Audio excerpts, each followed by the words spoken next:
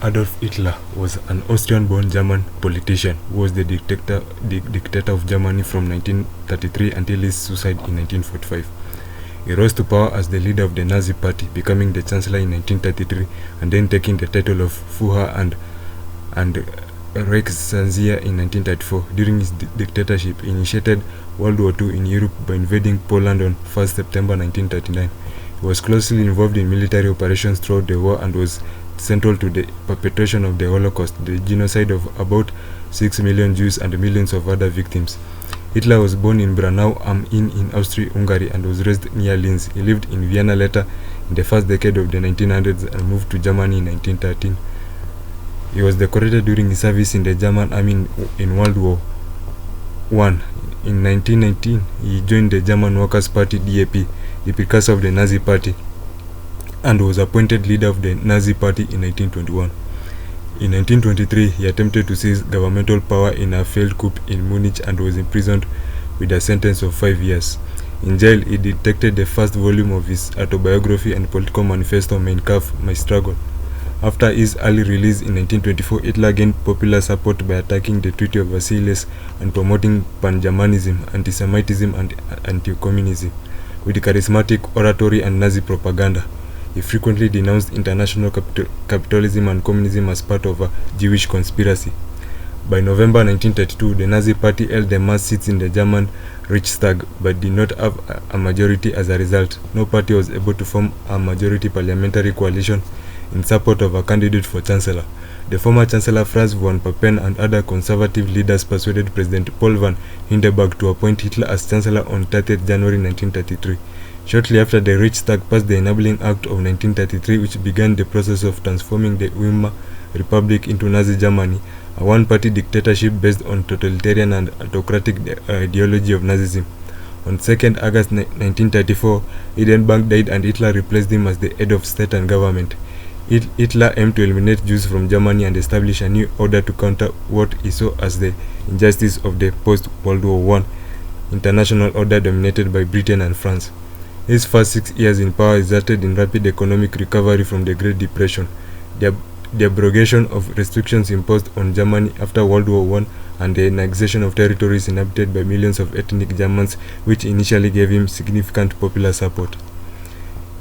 Hitler sought the living space for the German people in Eastern Europe, and his aggressive foreign policies considered the primary cause of World War II in Europe.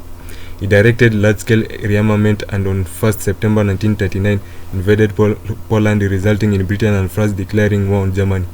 In June 1941, Hitler ordered an invasion of the Soviet Union. In December 1941, he declared war on the United States. By the end of 1941, German forces and the European Axis powers occupied most of Europe and North Africa. These gains were gradually reversed after 1941, and in 1945, the Allied armies defeated the German army. On 29 April 1945, he married his long-time lover, Eva Braun, in the Full bunker in Berlin. Less than 2 days later, the couple committed suicide to avoid capture by the Soviet Red Army. Their corpses were burned as Hitler had commanded. The historian and biographer Ian Kershaw described Hitler as the embodiment of modern political evil. Under Hitler's leadership and racist ideology, the Nazi regime was responsible for the genocide of about 6 million Jews and millions of other victims whom he and his followers deemed subhumans or socially undesirable. Hitler and the Nazi regime were also responsible for the killing of an estimated 19.3 million civilians and prisoners of war. In addition, 28.7 million soldiers and civilians died as a result of military action in the European theater. The number of civilians killed during the World War II was unprecedented in warfare, and the casualties constitute the deadliest conflict in history. Hitler's father, Alois Hitler, born in 1837 and died in 1903, was the illegitimate child of Maria Anna Schkisch-Graber. The baptismal register did not show the name of his father, and Alois initially bore his mother's surname, Schkisch-Graber. In 1842, Johann Georg Heider married Alois' mother. Alois was brought up in the family of Hilda's brother, Johann Nepomuk Heider. In 1876, Alois was made legitimate, and his baptism record, annotated by a priest to register Johann Georg Hitler as Alois' father, recorded as George Hitler. Alois then assumed the surname Hitler, also spelled Hitler, Hartler, Wettler. The name is probably based on the German word Hart and likely has the meaning one who lives in a hut. Adolf Hitler was born on 20th April 1889 in Braun am Inn, a town in Austria-Hungary in present-day Austria, close to the border with German Empire. He was the fourth of the 6 children born to Alois Hitler and his third wife, Clara Polzy. 3 of Hitler's siblings, Gustav, Ida, and Otto, died in infancy. Also living in the household were Alois' children from his second marriage, Alois Jr. born in 1882 and Angela born in 1883. When Hitler was 3, the family moved to Passau, Germany. There he acquired a distinctive Lower Bavarian dialect rather than Austrian German, which marked his speech throughout his life. The family returned to Austria and settled in Leonarding in 1894, and in June 1895, Alois retired to Afeld near Lambach, where he farmed and kept bees. Hitler attended a state-funded primary school in nearby Fischlam. In 1907, Hitler left Linz to live and study fine art in Vienna, financed by orphans' benefits and support from his mother. He applied for admission to Academy of Fine Arts, Vienna, but was rejected twice. The director suggested Hitler should apply to the School of Architecture, but he lacked the necessary academic credentials because he had not finished secondary school. In August 1914, at the outbreak of World War I, Hitler was living in Munich and voluntarily enlisted in the Bavarian army. According to the 1924 report by the Bavarian authorities, allowing Hitler to serve was certainly an administrative error, since an Austrian citizen he should have been returned to Austria. Posted to the Bavarian Reserve Infantry Regiment 16, 1st Company of the List Regiment, he served as a dispatch runner on the Western Front in France and Belgium, spending nearly half his time at the regimental headquarters in Fons and Webs, well behind the front lines. In 1914, he was present at the First Battle of Ypres, and in that year was decorated for bravery, receiving the Iron Cross and the second class. After the World War I, Hitler returned to Munich without formal education or career prospect. He remained in the army. In July 1919, he was appointed the intelligence agent of an reconnaissance unit of Reichswehr, assigned to influence other soldiers and to infiltrate the German Workers' Party (DAP). At a DAP meeting on 12 September 1919, Party chairman Anton Drexler was impressed with Hitler's oratorical skills. He gave him a copy of his pamphlet My Political Awakening, which contained anti-Semitic, nationalist, anti-capitalist, and anti-Marxist ideas. On the orders of his army superiors, Hitler applied to join their party, and within a week was accepted as party member 555. The party began counting membership at 500 to give the impression they were a much larger party. In 1923, Hitler enlisted the help of World War I General Erich Ludendorff for an attempted coup known as the Beer Hall Putsch. The Nazi Party used Italian fascism as a model for their appearance and policies. Hitler wanted to emulate Benito Mussolini's March on Rome of 1922 by staging his own coup in Bavaria, to be followed by a challenge to the government in Berlin. Hitler and Ludendorff sought the support of the state commissioner Gustav Ritter von Kahr, Bavaria's de facto ruler. However, Kahr, along with the police chief Hans Ritten von Sisse and Reichswehr General Otto von Lossow, wanted to install a nationalist dictatorship without Hitler. At the time of Hitler's release from prison, politics in Germany had become less combative and the economy had improved, limiting Hitler's opportunities for political agitation. As a result of a failed Beer Hall Putsch, the Nazi Party and its affiliated organization were banned in Bavaria. In a meeting with the Prime Minister of Bavaria, Heinrich held on 4th January 1925, Hitler agreed to respect the state's authority and promised that he would seek political power only through the democratic process. The meeting paved the way for the ban on the Nazi Party to be lifted on 16 February. However, after an inflammatory speech he gave on 27 February, Hitler was barred from public speaking by the Bavarian authorities, a ban that remained in place until 1927. To advance his political ambitions in spite of the ban, Hitler appointed Gregorio Strasser, Otto Strasser, and Joseph Goebbels to organize and enlarge the Nazi Party in northern Germany. Gregor Strasser steered a more independent political course, emphasizing the socialist elements of the party's program. The Great Depression provided a political opportunity for Hitler. Germans were ambivalent about the parliamentary republic, which faced challenges from right and left-wing extremists. The moderate political parties were increasingly unable to stem the tide of extremism, and the German referendum of 1921 helped to elevate Nazi ideology. The elections of September 1930 resulted in the breakup of a grand coalition and its replacement with a minority cabinet. Its leader, Chancellor Heinrich Brüning of the Centre Party, governed through emergency decrees from President Paul von Hindenburg. Governance by decree became the new norm and paved the way for authoritarian forms of government. The Nazi Party rose from obscurity to win 18.3% of the vote and 107 parliamentary seats in the 1930 election, becoming the second largest party in the parliament. The absence of an effective government prompted two influential politicians, Franz von Papen and Alfred Hugenberg, along with several other industrialists and businessmen, to write a letter to Hindenburg. The signers urged Hindenburg to appoint Hitler as a leader of a government independent from parliamentary parties, which could turn into a movement that would enrapture millions of people. As a chancellor, Hitler worked against attempts by the Nazi Party's opponents to build a majority government. Because of the political stalemate, he asked Hindenburg to again dissolve the Reichstag, and the elections were scheduled for early March. On 27 February 1933, the Reichstag building was set on fire. Göring blamed a communist plot as Dutch communist Marinus van der Lubbe was found in incriminating circumstances inside the burning building. Until the 1960s, some historians, including William L. Scheer and Alan Bullock, thought the Nazi Party itself was responsible. The current consensus of nearly all historians is that van der Lubbe actually set the fire alone. At Hitler's urging, Hindenburg responded by signing the Reichstag fire decree of 28 February, drafted by the Nazis, which suspended basic rights and allowed detention without trial. The decree was permitted under Article 48 of the Weimar Constitution, which gave the president the power to take emergency measures to protect public safety and order. Activities of the German Communist Party (KPD) were suppressed and some 4,000 KPD members were arrested. On 21 March 1933, the new Reichstag was constituted with an opening ceremony of the Garrison Church in Potsdam. This day of Potsdam was held to demonstrate unity between the Nazi movement and the old Prussian elite and military. Hitler appeared in a morning coat and humbly greeted Hindenburg.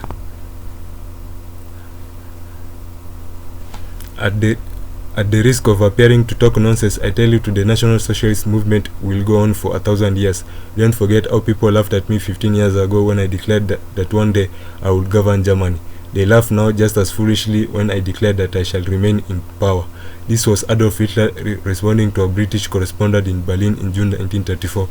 Having achieved full control over the legislative and executive branches of government, Hitler and his allies began to suppress the remaining opposition. The Social Democratic Party was banned and its assets seized. While many trade union delegates were in Berlin for many day activities, SS stormtroopers occupied union offices around the country. On 2nd May 1933, all trade unions were forced to dissolve and their leaders were arrested. Some were sent to concentration camps. The German Labour Front was formed as an umbrella organization to represent all workers, administrators, and company owners, thus reflecting the concept of Nazism in the spirit of Hitler's People's Community. In 1934, Hitler appointed Reichsbank President Ijmala Stracht as ministers for economics, and in the following year as plenipotentiary for war economy in charge of preparing the economy for war. Reconstruction and rearmament were financed through MEFO bills, printing money and seizing the assets of people arrested as enemies of the state, including Jews. Unemployment fell from 6 million in 1932 to 1 million in 1936. Hitler oversaw one of the largest infrastructure improvement campaigns in German history, leading to the construction of dams, autobahns, railroads, and other civil works. Wages were slightly lower in the mid to late 1930s compared with wages during the Weimar Republic, while the cost of living increased by 25%. The average work week increased during the shift to hour economy by 1939. The average German was working between 47 and 50 hours a week. In a meeting with German military leaders on 3 February 1933, Hitler spoke of conquest for Lebensraum in East and its ruthless Germanization and its ultimate foreign policy objectives.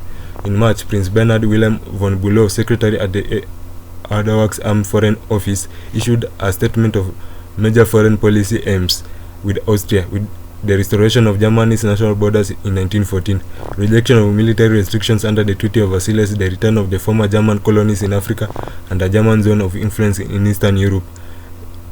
Hitler found Bülow's goals to be too honest. In speeches during this period, he stressed the peaceful goals of his policies and a willingness to work within the international agreements. At the first meeting of his cabinet in 1933, Hitler prioritized military spending over unemployment relief. In February 1938, on the advice of his newly appointed foreign minister, the strongly pro-Japanese Joachim von Ribbentrop, Hitler entered the Sino-German alliance with the Republic of China to instead enter into an alliance with the more modern and powerful Empire of Japan. Hitler announced German recognition of Manchukuo, the Japanese occupied state in Manchuria, and renounced German claims to their former colonies in the Pacific held by Japan. Hitler ordered an end to arms shipment to China and recalled all German officers working with the Chinese army. In retaliation, Chinese General Chiang Kai-shek cancelled all Sino-German economic agreements, depriving the Germans of many Chinese raw materials. On 12th March 1938, Hitler announced the unification of Austria with Nazi Germany in the Anschluss. Hitler then returned his attention to the ethnic German population of the Sudetenland region of Czechoslovakia. On 28 to 29 March 1938, Hitler held a series of secret meetings in Berlin with Konrad Henlein of the Sudeten German Party, the largest of the ethnic German parties of the Sudetenland.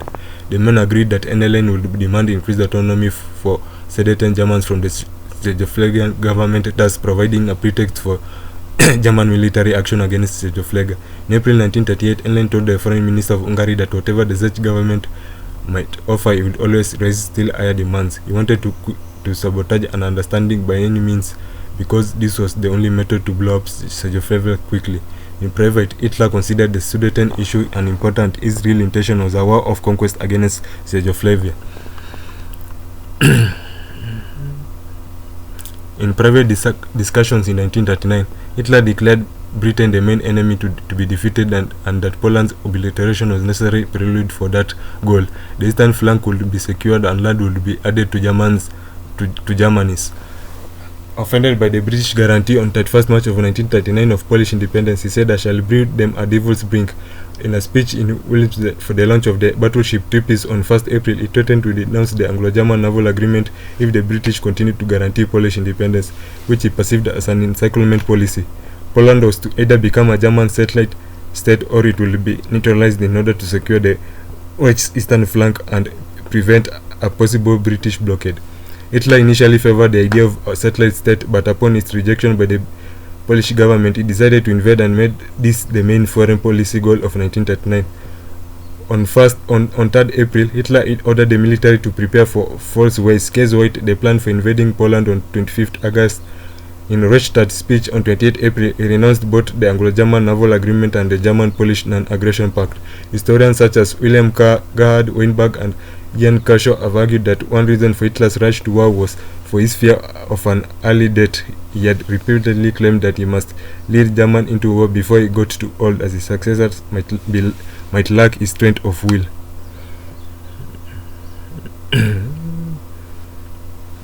On 22nd June 1941, contravening the Molotov-Ribbentrop Pact of 1939, over 3 million Axis troops attacked the Soviet Union.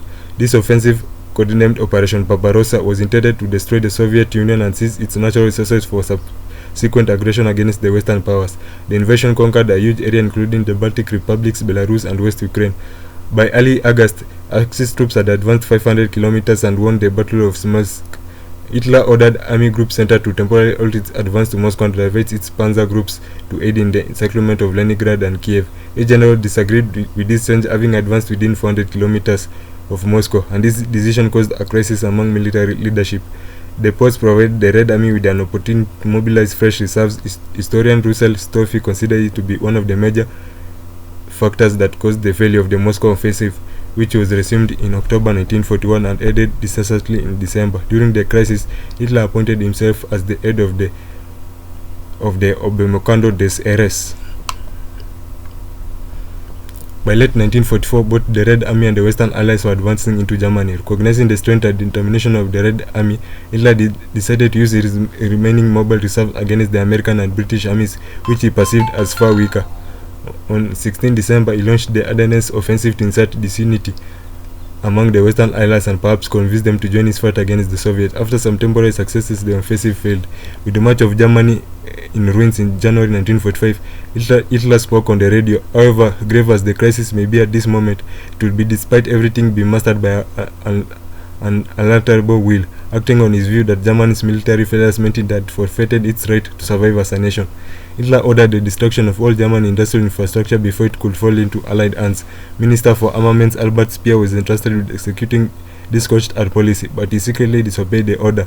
Hitler's hope to negotiate peace with the United States and Britain was encouraged by the death of US President Franklin D. Roosevelt on 12 April 1945, but contrary to his expectation, this caused no rift among the Allies. The Holocaust and Germany's war in the East were based on Hitler's long-standing view that the Jews were the enemy of the German people and that Lebensraum was needed for Germany's expansion. He focused on Eastern Europe for its expansion, aiming to defeat Poland and the Soviet Union, and then removing or killing the Jews and Slavs. The General Plan East called deporting the population of occupied Eastern Europe and the Soviet Union to West Siberia for use as slave labor or to be murdered. The conquered territories were to be colonized by Germanized settlers. The goal was to implement this plan after the conquest of the Soviet Union, but when this failed, Hitler moved the plans forward. By January 1942, he had decided that the Jews, Slavs, and other deportees considered undesirable and should be killed. Hitler ruled the Nazi Party autocratically by asserting the leader principle. The principle relied on absolute obedience of all the subordinates to their superiors. Thus, he viewed the government structure as a pyramid, with himself the infallible leader at the apex. Rank in the party was not determined by elections. Positions were filled through appointment by those of higher rank who demanded unquestioning obedience to the will of the leader. Hitler's leadership style was to give contradictory orders to his subordinates and to place them into position where their duties and responsibilities overlapped with those of others to have the stronger one do the job. In this way, Hitler fostered distrust competition and infighting among his subordinates to consolidate and maximize his own power. His cabinet never met after 1938, and he discouraged his ministers from meeting independently. Hitler typically did not give written orders. Instead, he communicated verbally or had them conveyed through his close associate Martin Bormann. He entrusted Bormann with his paperwork, appointments, and personal finances. Bormann used his position to control the flow of information and access to Hitler. Hitler created a public image as a celibate man without a domestic life, dedicated entirely to his political mission and the nation. He met his lover Eva Braun in 1929 and married her on 29 April 1945, one day before they both committed suicide. Hitler was born in a practicing Catholic mother and an anti-clerical father. After leaving home, Hitler never again attended Mass or received the sacraments. Speer states that Hitler railed against the church to his political associates, and though he never officially left the church, he had no attachment to it. He adds that Hitler felt that in the absence of organized religion, people would return to Semitism, which he considered regressive.